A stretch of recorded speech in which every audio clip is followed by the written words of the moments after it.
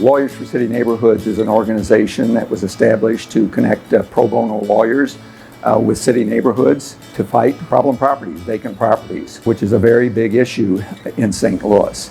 And we were successful in doing some training, getting some legislation passed to create new tools for pro bono lawyers to use. But we really needed some institutional support, a platform from which volunteer lawyers could work. Well, Otis was very, very important in our ability to get the vacancy initiative launched at Legal Services of Eastern Missouri. I am the Chief Economic Development Officer for the city. I respond and answer to the mayor. Been in my current position since 2013. Prior to that, I was the deputy here in the office and been here at St. Louis Development Corporation for 20 years. Well, our goal here is to retain businesses, to attract new businesses, and to help businesses that are currently here expand. And so our goal also is to grow the tax base and to gain those taxes that will provide services to the citizens of the city. Legal Aid of Western Missouri had been working with pro bono partners and community organizations to address vacant property there. Around 2017, I got the itch to come back home to St. Louis and replicate that practice here in the city of St. Louis. So the Bar Association, Paul Brown of Thompson Coburn, other partners sat down with the city and with Otis Williams and kind of informed him about the program that existed in Kansas City and the impact it could make on neighborhoods to address vacant and abandoned property in the city of St. Louis. That was probably late 2017. After a few more meetings and conference calls and buy-in from community partners like SLACO, we were able to launch the Neighborhood Vacancy Initiative in April of 2018, thanks in large part to Otis Williams and the support of St. Louis Development Corporation.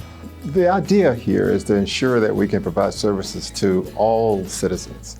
And so Legal Services of Eastern Missouri has been an entity that has been able to get the lower end of our population, those that are in need of services, those that cannot afford to pay a fee for legal services. In our effort to try and ensure that we have small businesses and businesses that can be a part of the ecosystem, we really would like to, and we support having legal services support those elements. It's one of those things where if there's a challenge for a business and there's no way for them to overcome that except for getting advice, legal services fills that role for us. We needed more than just sending an email to volunteer lawyers attaching some forms, and we looked at legal services as such a platform. We needed some funding for that. BAMSL lined up some grant money for that. Legal Services had some grant money, but there was a big hole there.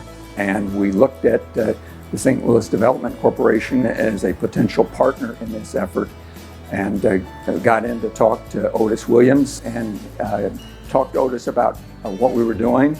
Introduced him to Peter Hoffman, who ultimately staffed the position at Legal Services, and Otis made the funding appear for us, and consequently the program got launched a little over a year ago. We rely very heavily on pro bono partners. There's 25,000 vacant properties in the city of St. Louis. We know that it's a project that we at Legal Services can't do on our own, and that we need to have really a community of support, both when it comes to the city, our clients, and the volunteer attorneys who handle cases. So thanks to the support of SLDC, we're able now to have that platform where neighborhoods can get the support on this really important issue and roll up their sleeves and volunteer to help reduce vacancy in our city. My staff will always tell you that my golden rule is be a person of integrity, and your word is your bond. And if you shake a hand, that it should be your bond.